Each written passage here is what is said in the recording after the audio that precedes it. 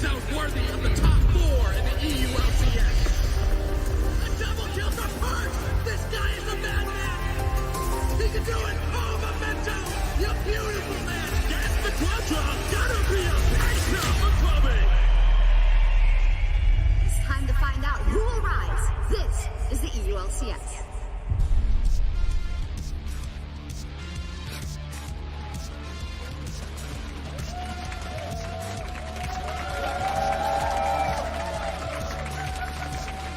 Welcome back to Berlin and week 4 of the EU LCS Summer Split. In today's Ready Check, we'll learn more about the new Aatrox from one of the lead designers of the rework. That's coming up in just a bit. And first, let us introduce ourselves. Once again, if you've never seen us, I'm Sjokz, kicking off the day with Martin Deficio and Aaron Medic Chamberlain. You're out after that. I'm like the English football team. Yeah, you're definitely out. You can't hit a ball, that's for sure. True. Yeah, talking about kicking off, we are currently in a World Cup 3rd place game where Belgium, at last time I checked, was ahead. So, yeah. That's fine. It's fine. It doesn't matter. It's third, fourth place. Doesn't matter at all. It doesn't not matter. Just stopped crying, by the way. Before we went live, he was already breaking down. Keep it in, man. And you know why? Because that is not important right now. What is important right now is who is the best team in Europe. And since yesterday, we definitively have an answer to that. It is Misfits. Misfits Gaming took on G2 Esports. They were both undefeated at 6-0.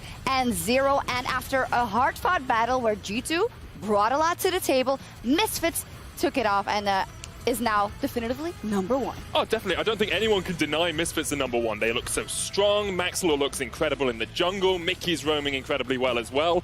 Every single player on that team looks like they're at the top of their game. I like that we're showing this fight here because that was actually the deciding one. Yep. After this, or before this, G2 had pressured, used this like siege poke comp, and it was like, okay, this game could actually go in favor of G2, but then we get great team fighting from Misfits, and that's the biggest thing for me, is it's actually in the late game they beat them. It's not the early snowball. It's not the issues of Spring Split where they couldn't win a game past 25 minutes. This is a team who can now play multiple parts of the game, and that's why they're #1. And it's lovely to see, especially after the failure that was the Spring Split for Misfits Gaming. They didn't even make it to playoffs, and they were determined not to let that happen again. That much that they have now equaled their longest winning streak in the organization's history. And if they win today, they beat that record from Spring 2017. And 0 roster changes. Yeah. A lot of organizations, if they're like, we have to make it back to Worlds, they will panic after a Spring Split where you do not even make top 6. Kept the 5 starting players, added more coaching staff. Jess is especially as a member, they always mention as being very important for the team. So you have actually a massive effort from multiple people, and that's why, again, this organization and this team are now consistently winning games. They are super aligned as a team and winning. After the match, there was a picture from Perks and Maxlor to show that they are still friends. I think we're going to take a look at that. But for G2, yes, they lost that game yesterday, but I think they can be proud of what they showed. They drafted themselves a difficult composition. They wanted to see how far they could go. Not that far, apparently. Yeah, if you're G2, you're not worried about this at all. You've just come back from Rift Rivals where you performed relatively well, only losing 1 game. Probably a little bit of jet lag in there, probably not as much scrim time as you'd like. Coming into the second half of the split, they'll be golden. They're at least getting 2nd place. Of course, and at least second place. I just realized that was a statement right there. I just think for G2, they're happy that there are really good teams in Europe. Because if you want to go to Worlds and if you want to actually get out of groups, potentially challenge someone in a quarterfinal, you need good practice all the way. And in Europe, we are very top-heavy at the moment with Fnatic, with, of course, Vitality and G2 and Misfits. It's only good if these guys can beat each other and just make everyone else better. Yeah, I love it for now. The fact that they're not one team that is head and shoulders above anyone else, even though Misfits is coming close. Maybe they are. Maybe they are. We will see. Do you think they can get that undefeated run, 18-0? I'm going to say yes. I'll put it out now. 18-0, Misfits win. I think they only lose 2 games in playoffs as well. Wow. Oh, so they win the whole thing? Or what? They win the whole thing. They win the whole thing. You're making that claim right now. I'm making the claim right now. Week 4. Week 4, I don't care. He just said Misfits will win the whole thing. Yeah. I think Misfits will end 16-2. Okay. That's my prediction. And one of the games they lose is to a bottom team. There we go. Random int. Rocket. It will No, happen. they're not a bottom team. They're Rocket's actually a playoff team. In any case, we talked about the individuals in Misfits. They have all found their form. They're all stepping up. And one of the guys we want to look at is Mickey X. He was everywhere on his Rakan, and we have a resident Diamond 3, Rakan 1-3. It's not You back up. It's You not back up. Sorry. Platinum scub. Medic. So Yeah. break down how exactly did Mickey do? I'm going to talk us through the Sjokz because Mickey played sound incredibly very good. well. Thank you. Thank you, I do. Mickey played incredibly well on Rakan yesterday, and what I want to highlight, firstly, is his vision control, and secondly, is his ability to make plays. Now, it's very important to remember that Mickey has run teleport in every single one of his games thus far, and that allows him to have so much more presence on the map. Let's have a look at this first play. We're going to have a look down towards the bottom lane. We're relatively early on in the game, and what you'll see is if we have a quick look at the mini-map here, Mickey and Hansama have continuously pushed in this bottom lane, which now allows Mickey to roam around the map. What we'll see is he'll come up here into the enemy side jungle, into the G2 jungle, and place a deep ward alongside Maxlaw, which gives them vision control of that bottom side. So let's have a quick look as he comes up here. He'll place a great ward around that blue buff. Maxlaw will come up and place a ward near him as well. And what this does for Misfits is it allows them to know exactly where Sjokz is going to be. So you can see one ward is placed there, and then the second ward is placed just over here. This means that they always know where Sjokz is on the map, or at least the zone that he's going to be in. Because if he's on the bottom side, they have vision control, and if he's not there, they know he's going to be on the top side of the map. What this leads to for Misfits is Mickey's ability to get into this mid lane fight. You can see Maxlaw comes in for a gank, Sjokz sets it up on perks. It doesn't matter that Sjokz is here because Mickey is able to TP in on this superb ward in the lane, and then Sjokz is caught in a 3v2 situation. And because Mickey is here, they're able to get the flash out of Sjokz and able to get first blood as well. Really good map play from Misfits all round, controlling vision down towards that bottom side and then roaming up. Let's have a look at this second play, because once again, it's all about vision control. What's happening at this point is that G2, Wadid and Hyanan are pushing in this top lane. They've already got one tower and they're looking for another. Perks is backing off, and you can see Misfits react and say, oh, we can go towards mid and get one tower. However, what they're also doing is setting up for the dragon that's coming up in a very short period of time. They know Sjokz is going to want to try and get vision around this side of his jungle, so they have a ward here, and then this next ward from Mickey is absolutely crucial. He places it here. You might wonder why he puts it there instead of down here where you usually place a ward just over the wall.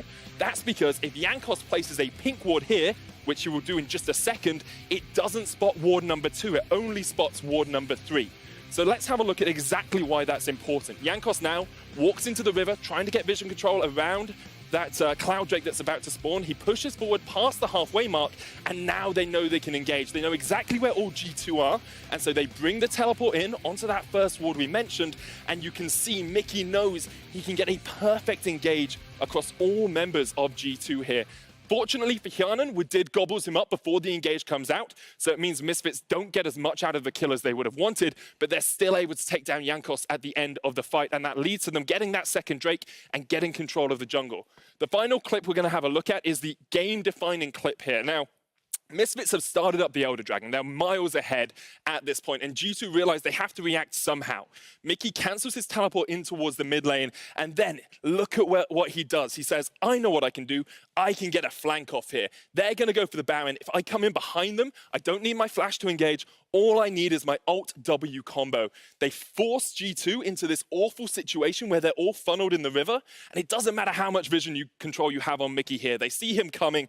All he has to do is get in from the back and manage to land a 2 or 3-man charm here. Misfits are ready for it. Mickey jumps in, lands the 3-man charm, gets the knockup. Sjokz can engage, and from this fight, Misfits are able to take the game. And Mickey's play for this game was absolutely paramount to Misfits taking the win, and it's just part of a machine that Misfits have set up. Let's have a look at exactly what Mickey did in that game. You can see involved in a huge amount of kills, had a very high damage percentage on that Rakan as well, but he was healing his team and helping them, facilitating them when they needed that vision control. Great stuff from Mickey, and it's the reason that Misfits were able to take the win in the end, and the reason they're undefeated at the top of the table. Wonderful breakdown. As a cool aside, the Rakan did do more damage than mid lane Yasuo. Sjokz did, but that wasn't really Sjokz's fault, I don't think. He was pushing waves. He was pushing waves. Mickey did everything perfect when it comes to engaging fights, and that's kind of the thing. He's mechanically so gifted, so when he's on playmaking supports and the rest of the team can kind of set up the map with him, he can make these plays. And we don't know how he's improving on that front, but he did say in an earlier interview that he's working on his communication, that in years past he was always a bit too quiet and he didn't really make the initiative. Perhaps we'll have to ask him and get an update if that's improving right now. It does look like it. Could very well be. It looks like it. He also tweeted that he was sweating after the games and he screamed so much he lost his voice. Yeah. Because he's basically making the big calls to start the fights. Fantastic. Mickey was all over the place, but there's one thing that we are wondering since we are almost through with week 4. We are still looking for the answer to an unsolved mystery. Where is Reckless? Where is he? Where is our 2-time AD carry MVP? Where is Martin Reckless Larsen? We have not seen him. We saw him last over in North America. He was having some shrimp or whatever with double lift, and you know what, we just don't want to think about the fact that he stayed over there. We don't think so, but we want to see him in the studio. You can recognize him. He has a luscious blonde head of hair, Swedish style, and a tattoo of which you can recognize him. So if you see him around the studio, if you see him, please hashtag ReadyCheck, tweet at LOL Esports, because we miss him. We do miss him, and he is most likely the only member with a Reckless tattoo on his arm. Most I don't think likely. a lot of other people have that, but yeah, we definitely miss him. I think Fnatic on their side, they have to soon decide if they actually want to continue playing without him, because right now they are not sitting at the #1 spot. Yeah, if we take a look at the standings, all jokes aside, they have played now with Weepa and Soaz a lot of games. We do know that Reckless has been training on a bunch of different champions. He's ready to make that change. He's probably gearing up for that possibility, so he's not stuck in the mindset anymore of only ADs. And something we talk about in psychology is the idea of the change cycle. What happens is when you have a new change in your life, it takes you a while to adapt to that change. And to speed that up, you have to explore the new opportunities and the new chances you have in life. So for Reckless here, for a while he was like, I'm only going to play AD carries, I'm just going to play safe, defensive, what I'm used to. Now he's starting to explore things like the Morgana, the Swain in his solo queue. That's when I'll start to see Fnatic actually adapt and be able to use Reckless again. He needed that time to make the adaptation. Because when we look at the standings, it just disappeared. It was 4-3. Roccat is also 4-3, Yep. and they play each other today. Just yesterday, Fnatic lost to Splice, and it's just that when we talk about the standings, we talk about Schalke in the context of, ooh, will they make playoffs? But we don't make those second thoughts when it's only Fnatic that's at 4-3. I think that's a bit of bias because they just won the split and they have the talent, but it is a question that needs to be answered. It is, but we have so much trust in the players, in the organization, that of course they will make playoffs. For me, the question is just, will Fnatic settle for maybe just being top 4? Yeah. Like, shouldn't the goal be we need to be #1? Again, we just won the last split. We 3-0'd in the final. And that's kind of thing. Without Reckless, 80 carries or not, they will not reach the same highs that they had last split. And that's, of course, what they should be aiming for, because they need to win another one. So you don't think, if the meta stays the same, that Weepa and Soaz on these other champions are good enough for Fnatic to beat G2 and Misfits consistently? Not consistently, no. I think going into a best of 5 with the current lineups, I actually would put my money on G2 and Misfits to win the split. There we go. Medic? That's pretty brave. I think in a best of 5, when you can sub Reckless in mid best of 5, I think actually Fnatic still have a chance because you can just switch to an AD But carry we don't know meta. what he's going to play. Well, that's true. That's true. But then you're just hypothesizing about anything, and I could say we don't know if they're going to But get. You just Yeah. called Yeah. Misfits as to win well. the entire split, mate. I think 2 minutes ago. I think Fnatic could beat G2 and Misfits, but I don't think they'll beat Misfits in the end. I said it's all hypothesis, and you're analyst. That's actually what you do. That's your entire job. I just I'm a guess. play-by-play caster. I don't know what I'm Someone doing gives here. me a script and I just read what's on it. Yeah, and just to be clear, we're enjoying Fnatic's play very much with Yeah, people yeah, and with they're so Soaz. good. But a lot of fans in the studio, when we go and take pictures, they don't ask how we are. The first thing they ask is Reckless around? Where is he? So there we go. He's not here. He's not here, but well, we'll see. And while Reckless, he hasn't been around, someone who has been around is Aatrox in the top lane during Rift Rivals, absolutely smacking North America around. And Ender, he caught up with the lead designer of the rework, Riot Jack. Take a look. Yeah. Moving on with that ultimate idea, I know there was another iteration that came a little bit closer to the one that actually ended up hitting live, where he could make that bargain with the devil, and it was sort of tied into the old Q on Aatrox. It was called Dark Flight, and you could actually have an ally that would become much stronger and end up reviving. You want to talk to me about a little bit about that? Yeah, that was cool. That was the sort of like Blood Brothers type thing, where one teammate would accept Aatrox's sort of deal with the devil and become a Darken for a little while. And what this meant at the time, it was still a revive spell, but it was also a spell that burned you to death at the same time. Like the longer you were in the ultimate, the more damage you took, and you could stave off taking damage by dealing damage. So like as long as you were fighting, you were surviving. It was like live to die type of spell. Speaking of Rift Rivals and just pro play in general, how confident or how sure were you that he actually was going to see some amount of play?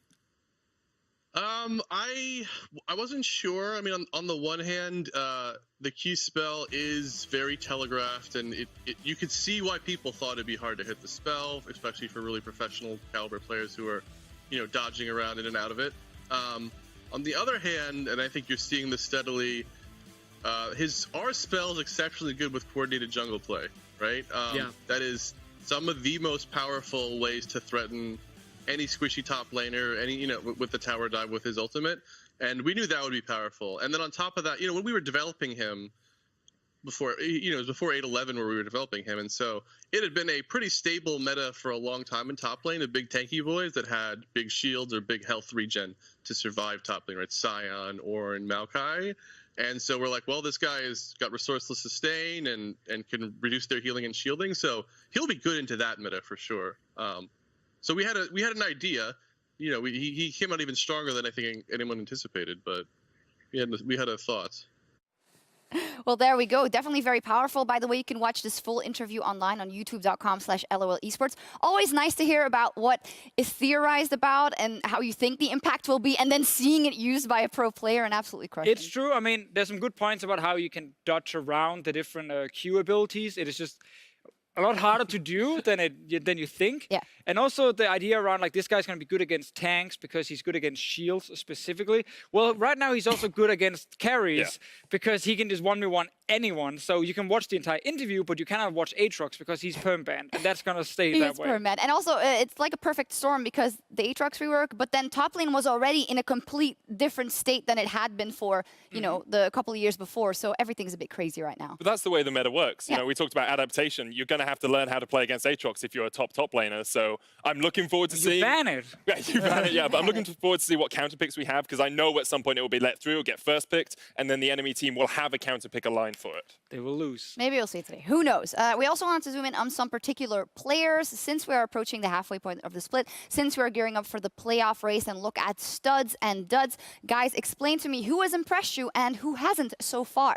Let me talk about Memento first, because he's been doing amazing on Rocket. He's a one-man army for that team. He was also the first one on our list of was studs. The easiest pick ever. Because right now That's only because we can put me on the list of studs. Right. We wanted Medic on, they said no, so we took Memento instead. Basically the same height as well. You guys look the same.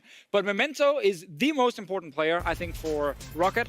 I also think he's actually one of the most important players in the entire league at the moment, because everything they do is around him. He needs to win early game fights. He needs to be a carry despite being a jungler. It's not about setting up the lanes. It's just set up Memento to do well. Yeah, if you need a spark to ignite the fires for the team, to ignite any composition they have, it's always Memento. You're looking at him to get that first kill, to get the first tower, to get the first objective every single time. Yep. And I'm going to look at the next person. It's also a jungler. I think for H2K, though, it's probably difficult. You don't want to put the blame on one person since they just seem to not be very proactive overall. But a lot of times that does trace back to Sjokz, because we know that he can do it. We know that he likes to do it. So you wonder why it doesn't come out in this point in time. I was one of the first advocates of the Sjokz effect when he came in last split, when H2K sort of revolutionized their playstyle. And now it just feels very much like he's floundering again. The whole team is floundering. No one's stepping up. No one's standing up and being counted on that team. It almost feels like they've already given up on the split, and I want to see them actually push themselves a little bit more and maybe even go outside the standard compositions they're playing. He's the one who needs to gamble, basically, if he wants to get these laners ahead, because they will not do it on their own. And sadly, as a jungler, if your team is losing, typically you look a lot worse than the other jungler, because you don't get any help. You know suddenly your laner is behind against the enemy one, and then you can't take the fights you normally can. But if there's anyone on this team who can try and get them to start winning games, it needs to be Sjokz. He's also the veteran. Go to the mid lane. I mean, anything. Anything. Sjokz needs to do just something to try and get these people going. If I look at the whole list, we have 3 junglers and we have a mid laner and an AD carry. Now, Upset, I do want to know your reasoning for that, because if we're blaming or we're tracing a lot back to the jungler specifically, why has Upset then disappointed you? Well, he was supposed to be the new up-and-coming rookie AD carry that could challenge for the #1 spot in Europe when he came in last split. That was not the case. Too many individual mistakes. This split, we don't even see him in the games. Very passive bottom lane from Schalke. The meta is an issue for him 100%. He's not adapted that well compared to some of the other guys. And right now, Schalke have realized they can't play around the bot lane. where they have this guy they actually built the team around in the first place, they have to go through Nukeduck or maybe a Visichachi, and that's why he's on this list as a dot, because you need a lot more when you build a team around a player. The thing is, he's the franchise player for Schalke, and you compare him to another franchise player like Perks, who we have as a stud. Perks stands up. Like, he's counted on that team. Whenever you need someone to rely on, you know Perks is going to step up in a game, especially in big games when he is the sole carry. Upset had a couple of moments of brilliance last split. There were a couple of times I was like, yeah, this guy's going to be good. The Tristana triple kill where he was leaping all over the place, I remember vividly in my mind. But now, actually recalling anything that he's done, as you say, it's just a fog. You can't really say a moment that he has been the key carry for his team. And hopefully, seeing how yesterday we saw that strategy all built around Nukeduck, and they finished it off. They won that game for Schalke. Maybe this summer round, put this guy in a position to carry, because I think one moment when he has a good game, hopefully they can take that confidence and they can run with it. But as said, we haven't seen it yet. He's also still waiting for the 80 carries to get buffed a little bit more, I feel like, because he is the kind of guy who wants to play slow early game and then be a team fighter. That is hard to do. Games are 30 minutes long. You're forced to play bruisers or mages, and it doesn't suit him. And this is why the teams that play early game and play correctly and play aggressively, rather, are picking up the wins. And that's why our last stud is Maxlor. Yesterday it was all about Mickey X, but Maxlor has just been a consistent catalyst for Misfits Gaming. If you want to pick the best jungler in the league at the moment, I think you have to pick Maxlor. He's so consistent in the early game. He sets his team up for success every single time. I think he's got like an 80 to 90% first blood participation. He's always there. He's always willing to sacrifice himself for the team as well. And overall, best jungler for me. There we go. I think Memento could come close. We'll see if he manages to beat Fnatic today. Maybe he's up there. Let's take a look at the schedule. The jungle pool is packed, and I know Memento made a tier list. He did make a tier list where he actually put Jankos as his number one jungler in Europe, so not even Maxlor up there. There's a lot of guys fighting for it, obviously also with the schedule. I'm specifically looking at Schalke Splice. I tweeted about it as well. Like, this game, to me, when it comes to like the playoff race that's starting now that we're getting closer to the halfway point, if Schalke beats Splice and they're 2-0 this week, you can actually start getting hyped. You can actually start believing that this team will now move towards the top of the standings, even though there's been so many issues in the past. But you can also say the same for Splice. 0-4 start, potentially a 4-game win streak in the EU LCS. 4.5. They also beat Team 4.5, yeah. Liquid is only a half here. But I think for Splice, if they can also take down Schalke and play the same style as yesterday, something done early game powerhouse. Where did that come from? Well, for me, I'm looking yes at that game. It's a good game, Deficio. It is a great game. You know, Splice, Schalke is good, but Fnatic Rocket's the game for me. After seeing Fnatic lose yesterday, Rocket looking good, they've got momentum in the jungle. I'm actually thinking that Rocket are going to take that one, and we'll see in my predictions in a let's take a look at those predictions and see if anything else pops out. I don't remember voting for Vitality, but I stand by my point because they were great yesterday, and they might beat Misfits. There we go. They're going to break their winning streak.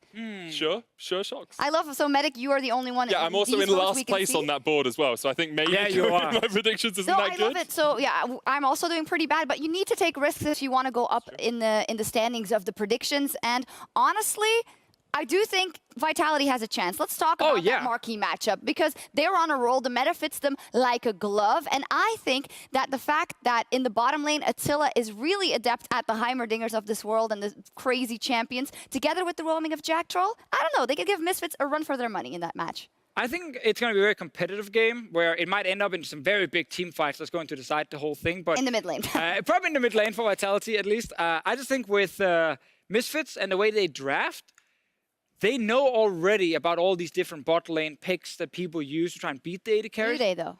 Maybe there's some surprises, but they typically seem to know. They ban away Heimerdinger if it's something the other team can play. They get rid of Swain, Vladimir, these kind of champions. So there's a safe lane for Hansama, and then he wins that lane with Mickey.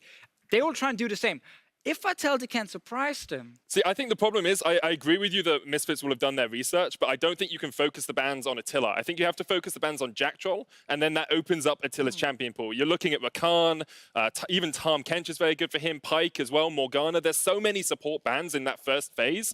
I wouldn't be surprised if we see Attila bring something like the Lux out again and actually be able to harass Hansama and Mickey in lane. And there is a huge X factor. That is Maxlor and Gilius, the banter left, right, and center. Yep. Now, Misfits is 2-0 over Vitality in spring. And if you cast your mind back to those games, it was a Smite Clown Fiesta where Gilius got the short end of the stick multiple times. So this guy, he's in his head, man. Maxlor is in his head, even with the top knot. Maybe that's for protection now. Maybe.